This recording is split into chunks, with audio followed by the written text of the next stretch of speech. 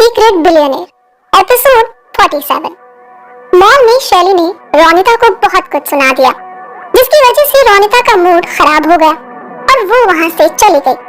रोनिता रोती हुई वहां से सीधा पार्किंग एरिया में आ गई। अभिमान भी उसके पीछे पीछे आ गया। अभिमान ने रोनिता को रोका और उससे कहा, तुम शैली को अच्छे से जानती तो हो, फिर भी उसकी बातों का बुरा मान गई। तुम तो मुझसे कहती हो कि उसे इग्नोर करना सीखो, खुद भी इस बात को समझो, दफा करो उसे। अभिमान ने रोनिता को चीयर अप करने की कोशिश की। अभिमान की बातें सुनकर रोनिता के चेहरे पर थोड़ी सी स्माइल आ गई। रोनिता को फिर से मुस्कुराता हुआ देखकर अभिमान ने उससे कहा, ये हुई ना कोई बात, अच्छा चलो यहाँ से चलते हैं, हम कहीं और शॉपिंग करेंगे। इतना कहकर अभिमान रोनिता को वहाँ से ले गया। सेकंड फ्लोर पर अभिमन्यु के साथ शैली एक कैफे में बैठी हुई है और कुछ खा रही है। तभी कुछ सोचकर उसकी हंसी छूट पड़ी और वो बोली, उसका चेहरा देखा था तुमने, किस तरह से उसकी बेइज्जती की मैंने सबके सामने।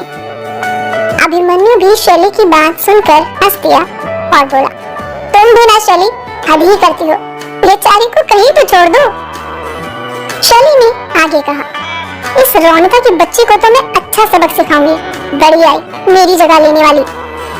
शैली की बात सुनकर अभिमन्यु ने कहा, लेकिन रोनिता की एक बात पर मुझे बहुत हैरानी हुई। शैली ने अभिमन्यु से पूछा, और वो क्या? अभिमन्यु ने कहा, रोनिता इतनी सीधी सादी तो कभी नहीं थी। वो जब सिंघानिया ग्रुप में पीए थी तब उसका एटीट्यूड अलग ही लेवल पर था, लेकिन जब से अभिमन्यु बॉस बनकर आया है उसका नेचर ही बदल गया है। शैली ने अभिमन्यु की बातों पर गौर किया और कहा, तुम बिल्कुल ठीक कह रहे हो। दादीमा की पार्टी में उसका एटीट्यूड देखने लायक था, मानो जैसे सिंघानिया ग्रुप की पीए ना होकर मालकिन हो। शैली की बात काटते हुए अभिमन्यु ने कहा, वैसे बात तो सच हो ही गई, पीए से सीधा मालकिन तो बनने ही वाली है। अभिमन्यु की बातें सुनकर शैली ने कहा, यू आर राइट। शैली ने बहुत एक्साइटमेंट के साथ कहा, लेकिन अभिमन्यु को उसके ओवर एक्साइटेड की वजह का पता नहीं चल पाया। शैली के दिमाग में रोनिता के खिलाफ कुछ तो चल रहा है, जिसे वो अभिमन्यु तक को बताना नहीं चाहती। कुछ देर बाद शैली का फोन बजता है। शैली ने फोन उठाया, उसे उसकी मॉम ने कॉल किया है। शैली ने फोन उठाया और पूछा, यस मॉम। शैली की मॉम ने कहा, कहाँ हो शैली? दादी माँ कब से तुम्हारे बारे में पूछ रही हैं। तुम्हारी एंगेजमेंट है आज, सिर्फ 3 घंटे रह गए हैं, जल्दी आओ बेटा। शैली ने अपनी मॉम से कहा, यस मॉम, मुझे याद है आज मेरी एंगेजमेंट है, इतनी भी क्या बड़ी बात हो गई, आ रही हूँ, अभिमन्यु के साथ ही हूँ। इतना कहकर शैली ने फोन काट दिया और अभिमन्यु से कहा, चलो अब चलते हैं, वरना मेरी फैमिली मुझे यहीं लेने के लिए आ जाएगी। अभिमन्यु और शैली वहां से चले गए। रात के 8 बज रहे हैं। हयात होटल में गेट पर 2 बोर्ड लगे हुए हैं। राइट साइड में अभिमन्यु और शैली के एंगेजमेंट का और लेफ्ट साइड में अभिमान और रोनिता के एंगेजमेंट का। हयात होटल में अभिमान और रोनिता के एंगेजमेंट के लिए पहले से ही प्लानिंग की जा चुकी थी, लेकिन शैली ने अभिमान को दिखाने के लिए जानबूझकर हयात होटल को चुना और डेट भी आज की ही रखवाई। सेकंड फ्लोर पर रोनिता और अभिमान की एंगेजमेंट है, तो वहीं ग्राउंड फ्लोर पर शैली और अभिमन्यु की। हयात होटल में मेहमान और जर्नलिस्ट का आना शुरू हो चुका है। विपिन भी हयात होटल के बाहर आ चुका है। विपिन ने हयात होटल के एंट्रेंस पर शैली और अभिमन्यु, रोनिता, अभिमान के एंगेजमेंट के बोर्ड देखे तो जोर जोर से हंसने लगा। तभी वहाँ एंडी आ गया और विपिन को इस तरह से हंसता हुआ देखकर कहने लगा, क्या हुआ भाई, शैली की सगाई की वजह से सदमा लग गया है क्या? एंडी की बात सुनकर विपिन की हंसी अचानक से रुक गई। विपिन ने एंडी की बात का जवाब नहीं दिया और वहां से चला गया। विपिन को लिफ्ट की तरफ जाता देख एंडी ने उसे रोकते हुए कहा, ब्रो, शैली अभिमन्यु की एंगेजमेंट तो इधर हो रही है। एंडी ने विपिन को रास्ता दिखाते हुए कहा, लेकिन बावजूद इसके विपिन ने उसे कोई रिएक्शन नहीं दिया और सीधा लिफ्ट में जा घुसा। एंडी ने विपिन को लिफ्ट से ऊपर जाते हुए देखा। विपिन की लिफ्ट सेकंड फ्लोर पर जाकर रुक गई। एंडी को यकीन हो गया कि विपिन अभिमान और रोनिता के एंगेजमेंट में शामिल होने आया है, शैली और अभिमन्यु की नहीं। एंडी दौड़ा दौड़ा वहां से सीधा शैली के पास गया। शैली ने व्हाइट मिरर वर्क वाला गाउन पहना हुआ है जिसमें वो काफी सुंदर लग रही है। अभिमन्यु ने भी काले रंग का 3 पीस पहना हुआ है। विपिन अभिमान और रोनिता की एंगेजमेंट में आ गया और उन दोनों से मिला। विपिन दोनों के लिए गिफ्ट्स भी लेकर आया है। अभिमान ने विपिन से पूछा, तुम्हें यहाँ पे वो भल्ला फैमिली ने तो नहीं देख लिया? विपिन ने कहा, हाँ, एंडी मिला था, ऊट पटांग से बातें कर रहा था, लेकिन मैंने उसकी एक ना सुनी और सीधा ऊपर आ गया। विपिन की बात सुनकर अभिमान ने कहा, फिर तो पक्का शैली को पता चल जाएगा कि तुम मुझसे मिलने आए हो। उसका भी तो स्पेशल दिन है, तुम उससे क्यों नहीं मिलने गए?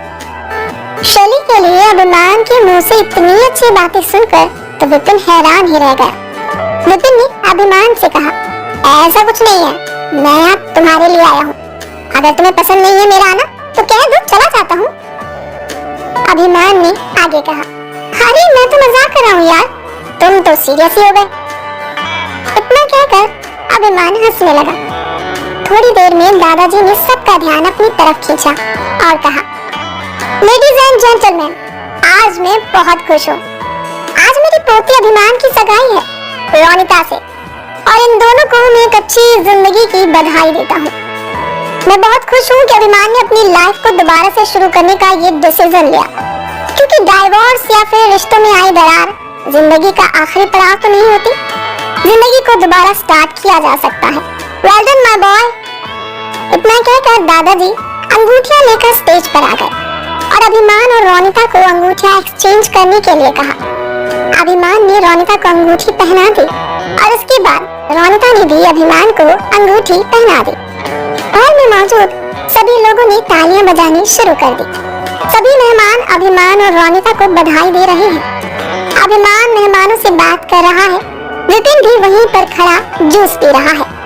तभी उसकी नजर रोनिता पर पड़ी, जो अपने फोन में किसी से चैट कर रही है, लेकिन उसे देखकर लग रहा है कि वो कुछ परेशान है। रोनिता वहां से उठी और वॉशरूम की तरफ चली गई, लेकिन कुछ समझ नहीं आया कि आखिर वो इतनी परेशान क्यों है। अभिमान और रोनिता की एंगेजमेंट होने के बाद शैली और अभिमन्यु भी एक दूसरे को अंगूठी पहनाने के लिए तैयार है। अभिमन्यु ने शैली को अंगूठी पहना दी, जिसके बाद शैली की मॉम ने भी उसे अंगूठी दी और अभिमन्यु को पहनाने के लिए कहा, ये लो शैली, अभिमन्यु को पहना दो।